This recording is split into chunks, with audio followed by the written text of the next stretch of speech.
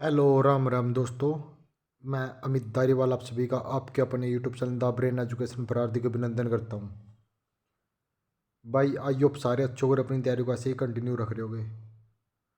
भाई जो भी मेरा भाई हरियाणा में ग्रुप डी सिटी मेंस और हरियाणा पुलिस की तैयारी कर रहा है, तो उसके लिए भाई हमने हरियाणा जी का सेशन स्टार्ट किया हुआ है, जिसमें हम 2016 से लेके 2025 तक हरियाणा में जितनी परीक्षा हुई है ना उन सभी के पीवाई के क्वेश्चन करने लग रहे हैं।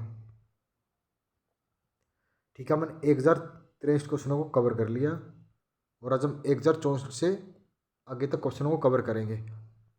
आप सभी को पता ही होगा कि भाई हरियाणा में 90% पीवाई के क्वेश्चन पूछे जाते हैं। अगर आपने पीवाई को अच्छे से कर लिया ना तो भाई आपका सिलेक्शन ये लगा लो, आप 20 से 22 क्वेश्चन आप रेंज के करेक्ट कर जाओगे।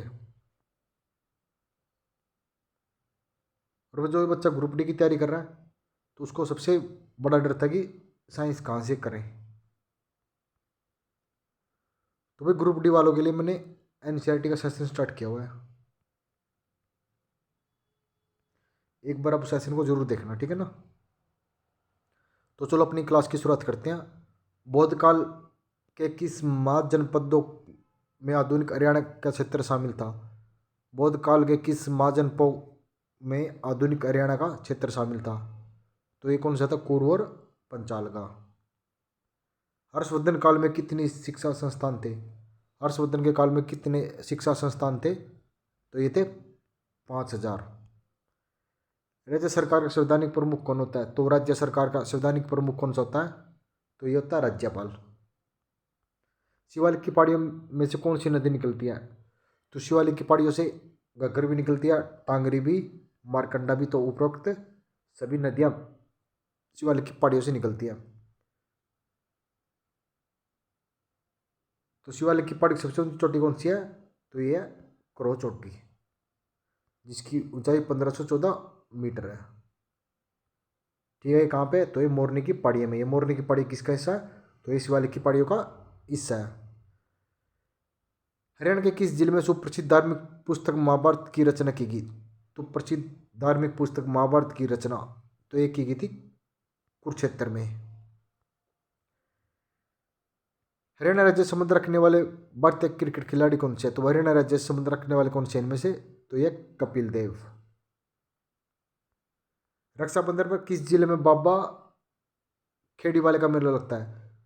तो बाबा खेड़ी वाले का मेला वो भी रक्षाबंधन के दिन कहाँ पे लगता है? तो ये लगता है भिवानी जिले में। एस्बेस्ट नामक खनिज पदार्थ किस जिले में पाया जाता है? तो बताओ भाई एस्बेस्ट कहाँ पे पाया जाता है?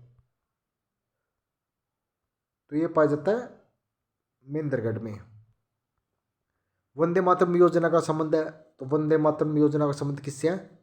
तो ये महिलाओं से।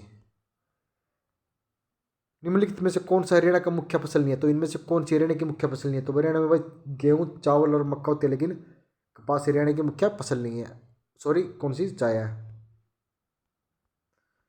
गोला फेंक खेल में हरियाणा के प्रसिद्ध खिलाड़ी कौन से थे? तो गोला फेंक में हरियाणा के सबसे प्रसिद्ध खिलाड़ी कौन से थे? तो ये थे बहादुर सिंह। महाराजा सूरजमल की पत्नी महारानी किशोरी संबंधित थी? तो महाराजा सूरजमल की पत्नी महारानी किशोरी का संबंध कहाँ से था? तो ये था फरीदाबाद से। हरियाणा सरकार ने किस जिले में 21 अप्रैल 2015 को महात्मा गांधी ग्रामीण रोजगार गारंटी योजना के अंतर्गत सरस्वती पुनरुद्धार परियोजना का उत्खनन किया गया? तो ये किया गया था यमुनानगर से। किससे? यमुनानगर से। लंदन ओलंपिक खेलों में पहलवान योगेश्वर दत्त ने जीता था? तो लंदन ओलंपिक खेलों में योगेश्वर दत्त ने कौन से जीता था? तो जीता था कांस्य पदक। निम्न में से हरियाणा का सबसे छोटा जिला, तो इनमें से हरियाणा का सबसे छोटा जिला कौन सा है? पंचकुला जिला। अरावली पर्वतमाला हरियाणा के किस भाग में पाई जाती है? तो अरावली कहाँ में पाई जाती है? तो ये दक्षिण हरियाणा में पाई जाती है। National bureau of animate genetic resource जम NBAGR बोलते हैं, इसकी स्थापना कब की गई? तो NBGR की स्थापना कब की गई थी? तो 1984 में। निम्न में से किस प्रकाशन ने हाल ही में टिप्पणी की कि भारत वर्ष 2022 20 तक चीन की सतह वैश्विक स्थिर वृद्धि वाला शक्तिशाली राष्ट्र बन जाएगा। तो ये की थी वाला स्ट्रीट जर्नल ने। भारत छोड़ो आंदोलन 1942 को किस महीने में शुरू हुआ था?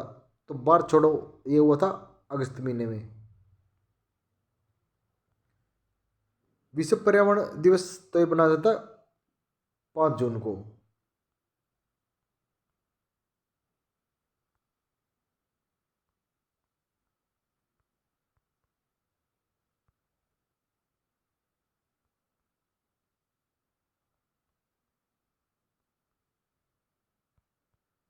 अच्छा भाई, यहाँ तक वो क्वेश्चन हमारे हो चुके थे। ठीक है, अब ये नेक्स्ट है। हरियाणा के किस भाग में संवैधानिक वर्षा होती है? तो हरियाणा के उत्तर पूर्वी भाग में। कौन से में? उत्तर पूर्वी भाग में।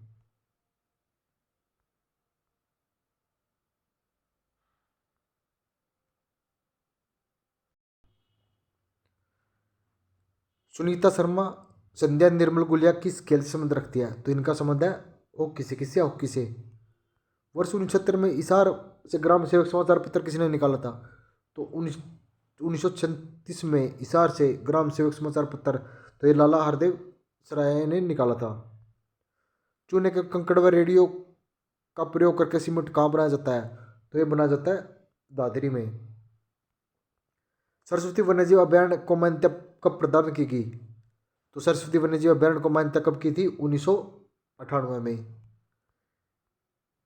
लिफ्ट सिंचाई स्कीम शुरू करने वाला हरियाणा का एशिया में कौन सा स्थान है? तो लिफ्ट सिंचाई शुरू करने वाला तो ये पहला स्थान है। हरियाणा के पहले सूफी संत कौन थे? तो शेख मोहम्मद तुर्क थे। पश्चिमी यमुना नहर किन जिलों से सिंचाई करती है? तो ये करती है पानीपत, करनाल, सोनीपत, अंबाला और रोहतक जिले में सिंचाई करती है।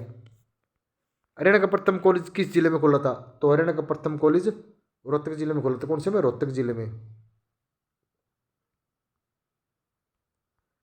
क्रोटी लिपि में अंकित अभिलेख कहाँ से मिला? तो क्रोटी लिपि में अंकित अभिलेख ये मिला था करनाल से।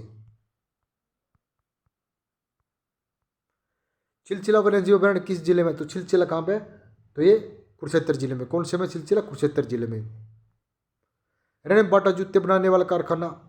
तो हरियाणा में बाटा जूते बनाने वाला कारखाना तो ये फरीदाबाद जिले में। राज्य में सिंचाई विभाग का मुख्यालय? तो राज्य में सिंचाई विभाग का मुख्यालय पंचकुला जिले में है। चनेटिका स्तूप किसने बनवाया था? तो ये बनवाया था अशोक ने। कुषाण शैली का द्वार स्तंभ मिला था कहाँ से मिला था? ये तो रोहतक से मिला था। हरियाणा की किस तहसील में सबसे अधिक जंगल पाए जाते हैं? तो हरियाणा की कौन सी तहसील में सबसे ज्यादा जंगल पाया जाता है? तो यमुनानगर में। किस पवित्र सरोवर का पानी सतलुज से लेकर आज तक नहीं सूखा? तो यह पुंडरिक तीर्थ का, यह पुंडरिक सरोवर का। हरियाणा का प्रथम कैंसर संस्थान? तो मीरपुर रेवाड़ी में। प्रदेश में कौन से 2 स्मार्ट शहर सिटी की टॉप लिस्ट में आते हैं? तो हरियाणा के कौन से?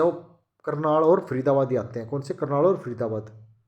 ऑप्शन नंबर सी करेक्ट हो जाएगा, बी नहीं, ऑप्शन नंबर सी। भाई हरियाणा में कितनी विकसित गौशाला है? तो हरियाणा में कितनी है? तो हरियाणा में टोटल है 157 विकसित गौशाला। कितनी? 157 विकसित गौशाला हैं। भाई आई होप आपको ये सेशन अच्छे लग रहे होंगे। अगर आपको सेशन अच्छे लग रहे हैं भाई, प्लीज़ लाइक शेयर और कमेंट जरूर करना। ठीक है ना, मिलते हैं नेक्स्ट वीडियो में जल्दी ही। जय हिंद, जय भारत।